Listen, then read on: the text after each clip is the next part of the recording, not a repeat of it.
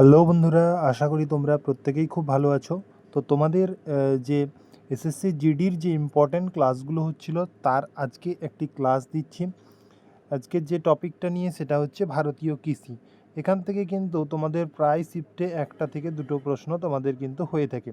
তাহলে এই যে জিওগ্রাফির এই যে একটা টপিক, এটা কিন্তু এসএসসি জিডির জন্য মোস্ট ইম্পর্ট্যান্ট এবং খুব গুরুত্বপূর্ণ একটা টপিক।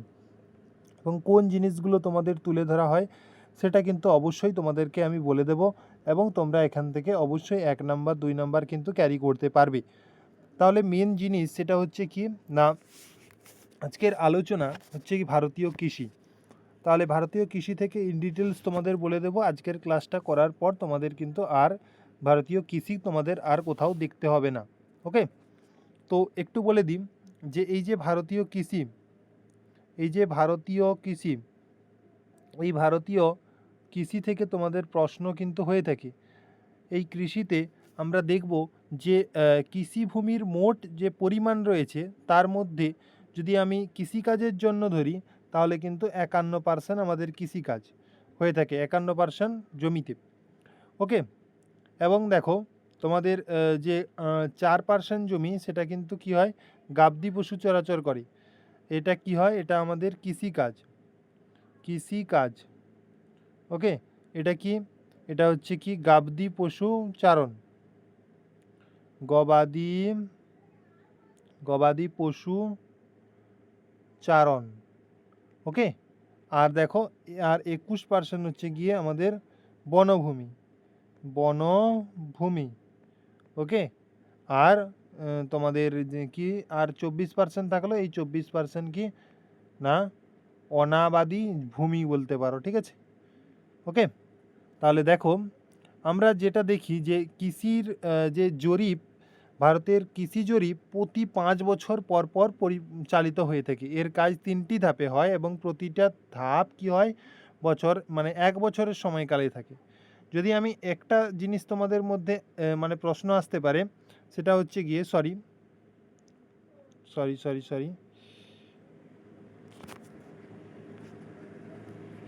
হ্যাঁ, তোমাদের একটা প্রশ্ন যেটা আসতে পারে সেটা কি না, বনভূমি সর্বোচ্চ বনভূমি কোথায় রয়েছে। ঠিক আছে, সর্বোচ্চ বনভূমি আমাদের কোথায় রয়েছে, মধ্যপ্রদেশে। ওকে, প্রত্যেকে মনে রাখবে মধ্যপ্রদেশে। তো কৃষির বিষয়, কৃষি ভারতের রাজ্যের তালিকার একটা অন্তর্ভুক্ত বিষয় বলতে পারো। আর মানে প্রথম কৃষিমন্ত্রী স্বাধীন ভারতের প্রথম খাদ্য এবং কৃষিমন্ত্রী যিনি ছিলেন তার নাম কি জানো, তার নাম হচ্ছে গিয়ে রফি আহমেদ। ওকে, এই নামটা তোমাদের একটু মনে রাখতে হবে। শ্রমিকদের কর্মসংস্থান যদি বলা হয় তাহলে ভারতের বেশিরভাগ শ্রমিকরা কি জানো, বেশিরভাগ শ্রমিকরা কিন্তু টেক্সটাইল শিল্পে কর্মরত ছিল। টেক্সটাইল শিল্পে কিন্তু কর্মরত, এবং অধিকাংশ নারী চা শিল্পে কিন্তু রয়েছে। ওকে, যদি আমরা ভারতের প্রধান খাদ্যশস্য দেখি, প্রধান খাদ্যশস্য কি, চাল এবং গম কিন্তু প্রধান খাদ্যশস্য রয়েছে। আর এই যে গম উৎপাদন আমরা যদি বলি, এই গম উৎপাদনে প্রথমে কে রয়েছে, ইউপি। প্রতি হেক্টর উৎপাদনে প্রথম স্থানে কে রয়েছে, প্রথম স্থানে, তাহলে সেটাকে আমরা বলবো পাঞ্জাব। প্রত্যেকে এই জিনিসটা কিন্তু মনে রাখবে। ওকে, তো একটু আমরা গ্রিন রেভলিউশন সম্পর্কে একটু জেনে নিই, তারপরে কিন্তু আমরা যে জিনিসগুলো ছক আকারে জানবো সেগুলো কিন্তু তোমাদের জন্য মোস্ট ইম্পর্ট্যান্ট, এবং তোমাদের কিন্তু এই গ্রিন রেভলিউশন থেকেও কিন্তু তোমাদের এসএসসি জিডিতে প্রশ্ন হয়ে থাকে। ওকে, তো এই যে সবুজ বিপ্লব এইটা জানো, এইটার জনক হচ্ছেন গিয়ে M S Swaminathan, doctor M S Swaminathan. Okay, আর 2024 সালে তাকে ভারতরত্ন দেওয়া হয়েছিল, কিন্তু কত সালে, 2024 সালে এই এম এস স্বামীনাথন ভারতরত্ন পেয়েছিলেন। সবুজ বিপ্লব, ভারতের সবচেয়ে বেশি সবুজ বিপ্লবের প্রভাব আমরা কোথায় দেখতে পাই, প্রভাব যদি বলি সেটা হচ্ছে পাঞ্জাবে আমরা দেখতে পাই। পাঞ্জাব, হরিয়ানা, ইউপি। ঠিক আছে, ইউপি, হরিয়ানা। ওকে, হরিয়ানা। এবং দেখো সাল যদি বলি সবুজ বিপ্লবের, সেটা কিন্তু আমরা দেখে নেব, সেটা হচ্ছে 1967 থেকে 68 সাল শুরু হয়েছিল যখন। সবুজ বিপ্লব মানে যদি আমি সবুজ বিপ্লবের জনক হিসেবে পরিচিত বলি, যে বিশ্বের সবুজ বিপ্লবের জনক কে ছিলেন, বিশ্বের যদি আমি ভারতের বলি তাহলে ডক্টর এম.এস. স্বামীনাথন, এবং যদি বিশ্বের বলি সেটা হচ্ছে কি হবে, সেটা হবে নরম্যান বোরলগ। এই প্রশ্নটা কিন্তু তোমাদের 2023 এসএসসি জিডিতে কিন্তু তোমাদের এসেছিল। এসএসসি জিডি 2023-এ কিন্তু তোমাদের এই প্রশ্নটা পুরোপুরি তুলে দিয়েছিল। ওকে, দেখো যদি আমি দেখি যে সবুজ বিপ্লবের ধারণা, তসবুজ বিপ্লব শব্দটি প্রথম ব্যবহার যদি বলে তাহলে কে না উইলিয়াম এস গড, একটু মনে রাখার চেষ্টা করবে। এবং কৃষি শস্য সফলতা, সবুজ বিপ্লব ভারতের গম এবং চালের ক্ষেত্রে সফল হয়েছে। মানে এই যে কৃষি শস্য সফলতা যদি আমি দেখি তাহলে কিন্তু কিসের ক্ষেত্রে, গম ও চালের ক্ষেত্রে কিন্তু সফল হয়েছে। ঠিক আছে, এটাও কিন্তু তোমাদের 2025-এ এসএসসি জিডিতে তোমাদের কিন্তু এসএসসি জিডি 25-এ কিন্তু তোমাদের এই প্রশ্নটাও তোমাদের দিয়েছিল। তাই এই জিনিসগুলো একটু বলে দিচ্ছি, তোমরা কিন্তু মনে রাখবে। ওকে, তৈলবীজ প্রযুক্তি মিশন কত সালে শুরু হয়েছিল? 1986-তে। তেলবীজ প্রযুক্তি শিল্প মিশন, ঠিক আছে।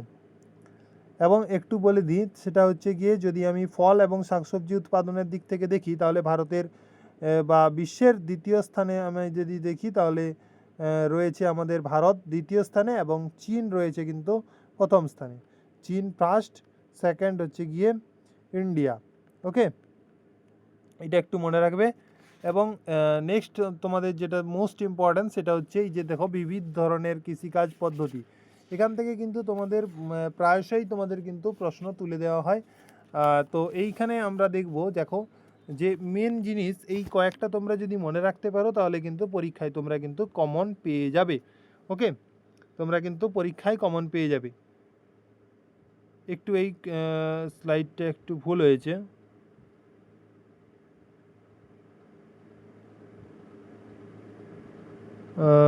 এইটা তো কিন্তু তোমাদের নেওয়া হয়নি, আমাদের একটু সমস্যা হয়েছে। তো একটু আমি যদি তোমাদের দেখানোর চেষ্টা করি, দাঁড়াও, তোমাদের যদি চেষ্টা করি তাহলে এটাকে আমি দেখাতে পারবো। এটা একটু পিপিটিটা ভুল নেওয়া হয়ে গেছে, তোমাদের ভুলটা আমি একটু দেখে নিচ্ছি, তোমাদের ভুলটা ঠিক কোথায় নেওয়া হয়েছে। সঠিক পিপিটিটা আমরা নিতে পারিনি, দেখে নিচ্ছি, দাঁড়াও। তোমাদের সঠিক পিপিটিটা কোথায় গেল, আমাদের সঠিক পিপিটি।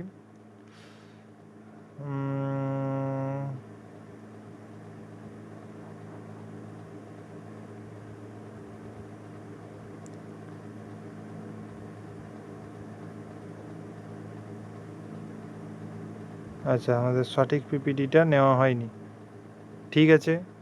দেখো বলে দিচ্ছি আমি তোমাদেরকে। ওকে, দেখো তোমাদের যদি আমি বলি যে রেশম চাষ কী হবে, রেশম চাষ তোমাদের দেখো রেশম চাষ হয়ে যাবে তোমাদের। যদি আমি বলি যে রেশম চাষ কী হবে, যে রেশম পোকা প্রতিপালন, দাঁড়াও আমাদের লেখাটা কোথায় গেল, হ্যাঁ, রেশম চাষ, রেশম পোকা প্রতিপালন, মৌমাছি পালন কী হবে, মধু চাষ। এখান থেকে একটু আমি বলে দিই, মধু চাষ হবে, মৌমাছি পালন। মৎস্য চাষ কী হবে, মৎস্য চাষ। আঙ্গুর চাষ কী হবে, আঙ্গুর চাষ হবে ফুল চাষ। ওকে, কেঁচো চাষকে আমরা কি বলি, ফুল চাষকে আমরা কি বলি, ফুল চাষকে ফ্লোরিকালচার। এটা মনে রাখে, ফুল চাষকে আমরা কি বলি, ফ্লোরিকালচার। আর কি না, ফল চাষকে আমরা বলি উদ্যান পালন, ঠিক আছে। কেঁচো চাষকে বলা হয় পমি চাষ, ঠিক আছে, পমি চাষ। ফুল চাষ কী হবে, ভার্মিকালচার। ওকে, তারপরে হরিকালচার কী হবে, ফল, শাকসবজি, ফুল, গুল্ম ইত্যাদি। আর ওলরিকালচার সেটা কী হবে, সবজি উৎপাদন। এবং কি হবে, বায়ুবিদ্যা, যেটা আমি বলি যে বায়ুবিদ্যা, এই যে বায়ুবিদ্যা এটা কিন্তু বাতাসে উদ্ভিদ জন্মানো, এটাকে আমরা বলে থাকি। হাইড্রোপনিক্স কী হবে, জলে উদ্ভিদ জন্মানো। হাইড্রোপনিক্স কী হবে, জলে উদ্ভিদ জন্মানো। ওকে, এটা একটু ভুল নেওয়া হয়েছে, এটা একটু অ্যাডজাস্ট করে নিও। নেক্সট দেখো তোমাদের যেটা পিপিটি, সেটা কি না বিভিন্ন ধরনের কৃষি বিপ্লব। এখান থেকেও কিন্তু তোমাদের প্রশ্ন 100% কিন্তু করা হয়ে থাকে। তো এটা কিন্তু তোমাদেরকে খুব ভালোভাবে মনে রাখতে হবে। দেখো, যেটা হচ্ছে নীল বিপ্লব সেটা কিন্তু মাছ চাষ। তারপরে দেখো রূপা বিপ্লব যেটা হচ্ছে ডিম এবং হাঁস মুরগি। সবুজ বিপ্লব খাদ্য উৎপাদন। ওকে। বাদামি বিপ্লব সেটা হচ্ছে সার এবং কোক উৎপাদন। হলুদ বিপ্লব তৈলবীজ উৎপাদন। স্বর্ণ বিপ্লব মধু, ফল এবং মধু উৎপাদন। বাদামি বিপ্লব সেটা হচ্ছে মশলা উৎপাদন। গোলাপি বিপ্লব সেটা কি, গোলাপি বিপ্লব হচ্ছে গিয়ে গলদা চিংড়ি এবং পেঁয়াজ উৎপাদন। লাল বিপ্লব টমেটো এবং মাংস উৎপাদন। কালো বিপ্লব পেট্রোলিয়াম উৎপাদন। অমৃত ক্রান্তি সেটা হচ্ছে নদী সংযোগ প্রকল্প। শ্বেত বিপ্লব সেটা হচ্ছে দুধ উৎপাদন। সোনালী আঁশ বিপ্লব যেটা হচ্ছে পাট উৎপাদন। রূপা বা আঁশ বিপ্লব সেটা হচ্ছে তুলা উৎপাদন। জাফরান বিপ্লব জাফরান উৎপাদন। সবুজ সোনা বিপ্লব বাঁশ উৎপাদন। ঠিক আছে। নীরব বিপ্লব সেটা হচ্ছে মোটা শস্য উৎপাদন। এবং পার্বণী বিপ্লব বেউড়া উৎপাদন। এবং রেনবো বিপ্লব সেটা হচ্ছে সকল ক্ষেত্রে উৎপাদন বৃদ্ধিকে আমরা বলে থাকি রেনবো বিপ্লব। ওকে। তো এরপরে দেখো তোমাদের যদি আমি বলি আরেকটা জিনিস তোমাদের একটু মনে রাখতে হবে, ডক্টর ভার্গিস কুরিয়ার, একটু বলে দিই তোমাদের, ডক্টর ভার্গিস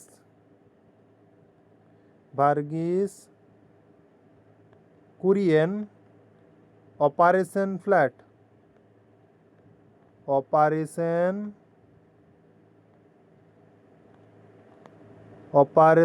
ফ্ল্যাট কর্মসূচি পালন করেছিলেন দুধ উৎপাদন সম্পর্কিত। ঠিক আছে। দেখো, প্রধান মশলা উৎপাদনকারী শীর্ষ রাজ্য যদি আমি বলি তাহলে বেশ কয়েকটা রাজ্যের আমরা নাম জানবো। দেখো, এখানে আমি কয়েকটা দিয়েছি, সেটা কিন্তু খুব ইম্পর্টেন্ট, এর ছাড়াও তোমাদের আমি বলে দিচ্ছি। জাফরান তাহলে কোথায় হয়? জাফরান হয় কাশ্মীরে। ছোট এলাচ কি হয়? কেরালা, তামিলনাড়ু, কর্ণাটকে। কালো এলাচ সিকিম, অরুণাচল প্রদেশ, নাগাল্যান্ডে। আদা হচ্ছে মধ্যপ্রদেশ, কর্ণাটক, উড়িষ্যাতে। হলুদ কি? মহারাষ্ট্র, তেলেঙ্গানা, কর্ণাটকে। মরিচ হচ্ছে অন্ধ্রপ্রদেশ, তেলেঙ্গানা এবং মধ্যপ্রদেশে। এছাড়াও তুমি যদি আমি বলি ধনে কোথায় কোথায় আমাদের দেখা যায়, এছাড়াও তোমাদের একটু জেনে নিতে রাখতে হবে কি না, ধনে কোথায় দেখা যায়? মধ্যপ্রদেশ,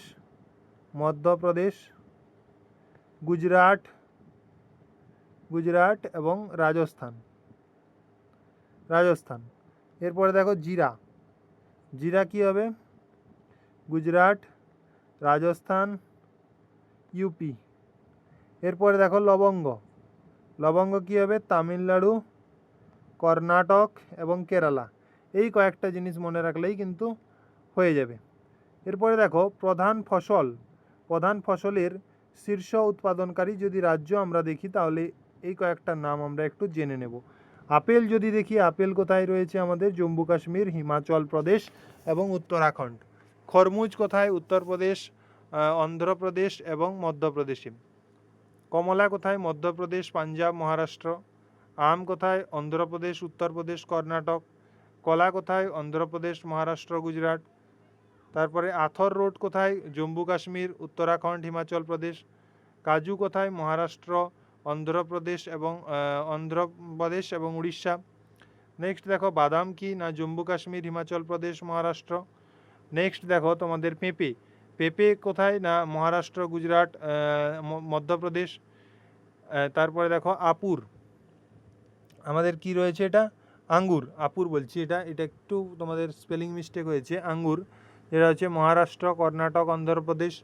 পেয়ারা উত্তরপ্রদেশ, মধ্যপ্রদেশ, বিহার।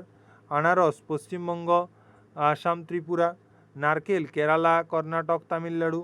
তামিল হচ্ছে মহারাষ্ট্র, গুজরাট, কর্ণাটক। লেবু অন্ধ্রপ্রদেশ, গুজরাট, মহারাষ্ট্র, উত্তরপ্রদেশ, অন্ধ্রপ্রদেশ এবং তামিলনাড়ুতে আমরা তরমুজ দেখতে পাই। ওকে, আমরা তরমুজ দেখতে পাই। দেখো, তোমাদের আর কিছু জিনিস আমি একটু বলে দিই যেগুলো তোমাদের মনে রাখতে হবে, যে তামাক শুকানোর প্রক্রিয়াকে আমরা কি বলি। এটা কিন্তু আসে প্রশ্নটা তোমাদের, যে তামাক শুকানোর প্রক্রিয়াকে আমরা বলে থাকি কিউরিং। কি বলি ইংরেজিতে? যদি বলি CURING, যার মাধ্যমে তামাক পাতার রং, গন্ধ ইত্যাদি গুণাবলী উন্নত করা হয়। চীন হলো বিশ্বের সবচেয়ে বড় তামাক উৎপাদনকারী দেশ। ওকে। এরপরে দেখো লেগুন জাতীয় ফসলের উৎপাদনকে আমরা কি বলি? লেগুন জাতীয় ফসলের উৎপাদনকে আমরা বলে থাকি কোবাল্ট। ওকে। আর ভুট্টার হোয়াইট বার্ড রোগ বা ধানের খোয়া রোগ দস্তা ঘাটতির কারণে হয়ে থাকে। ওকে, সবচেয়ে ভালো মানের খোয়া হচ্ছে গিয়ে কি অ্যারাবিকা। ওকে, সবচেয়ে ভালো মানের কোয়া কি না অ্যারাবিকা। নেক্সট দেখো কয়েকটা চাষ বা ফসল সম্পর্কে একটু জেনে নেব। সেটা কি, সেটা হচ্ছে যদি আমি বলি ঝুম চাষ। তাহলে ঝুম চাষের ক্ষেত্রে আমরা দেখো যে পদ্ধতিতে বন কেটে জমি পরিষ্কার করে চাষ করা হয় সেটা হচ্ছে ঝুম চাষ। তারপরে যদি আমি বলি যে রবি ফসল কি হবে না অক্টোবর নভেম্বর বপন করা হয় এবং এপ্রিল মে মাসে অক্টোবর নভেম্বর বপন করা হয় এবং এপ্রিল মে মাসে কি করা হয় কাটা হয়। মনে রাখবে, ঠিক আছে, কারণ এই মাসও তোমাদের কিন্তু চলে আসে। এই ফসল যদি বলে তাহলে কি হবে গম, যব, ছোলা, মটর, আলু, সরষা, ঠিক আছে। নেক্সট দেখো খারিফ ফসল আমরা কি করি না খারিফ ফসল হচ্ছে গিয়ে জুন জুলাইতে বপন করা হয়। একটু বলে দিই, খারিফ ফসল যেটা কি হয় না জুন জুলাইতে তোমাদের বপন করা হয় এবং সেপ্টেম্বর অক্টোবরে কাটা হয়ে থাকে। প্রধান ধান, আখ, তৈলবীজ, জোয়ার, তুলো, বাজরা ইত্যাদি। তারপরে দেখো আরেকটা যদি আমি বলি সেটা হচ্ছে জায়েদ ফসল, যেটা মার্চ এপ্রিলে বপন করা হয় এবং জুন মাসে কাটা হয়ে থাকে। মার্চ এপ্রিলে বপন করা হয় এবং জুন মাসে কাটা হয়। শসা, তরমুজ, উচ্ছে ইত্যাদি। ওকে, জায়েদ ফসল এর মধ্যবর্তী যদি আমি সময়কালকে বলি তাহলে কিছু সেটা খারিফ, রবি এবং খারিফের মধ্যবর্তী সময়কালকে আমরা কি বলি জায়েদ ফসল। ওকে, স্থানান্তর চাষ কি, স্থানান্তর চাষ একটু দেখে নিই, এগুলো কিন্তু তোমাদের পরীক্ষায় আসে। ফার্স্ট দেখো উত্তর পূর্ব ভারতীয় রাজ্যসমূহে যেগুলোকে আমরা কি বলি ঝুম চাষ, ঠিক আছে। মধ্যপ্রদেশ এবং ছত্তিশগড়ে আমরা কি বলি সেটা এটা ভুল লেখা আছে, এটা হবে ডেপ্পা, দাহিয়া, ঠিক আছে, এবং বেবার। উড়িষ্যায় কি হবে, উড়িষ্যায় হবে যাবে পামাদাবি এবং ব্রিঙ্গ। ওকে, পশ্চিমঘাট পর্বতমালা কুমারী, আর ঝাড়খণ্ডে হচ্ছে Kurua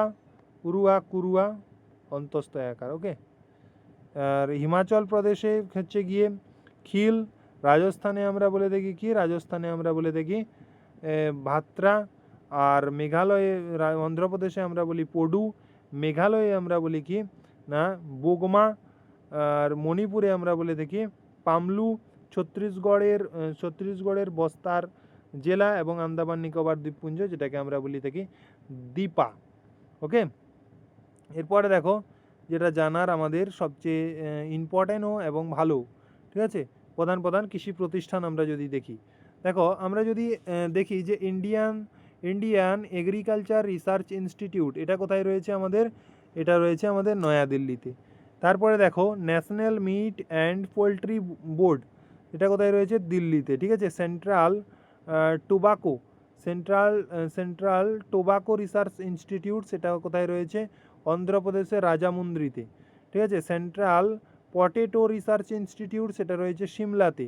central botanical research institute, সেটা রয়েছে লখনৌতে।